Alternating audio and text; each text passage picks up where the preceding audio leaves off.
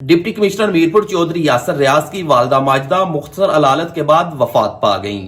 मरहुमा की नमाज जनाजा में सियासी, समाजी और पुलिस की आला क़यादत ने बड़ी तादाद में शिरकत की। हाजरीन ने डिप्टी कमिश्नर मीरपुर से इजहार ताज़ियत किया और मरहुमा के दर्जात की बुलंदी के लिए खुसूसी दुआ की।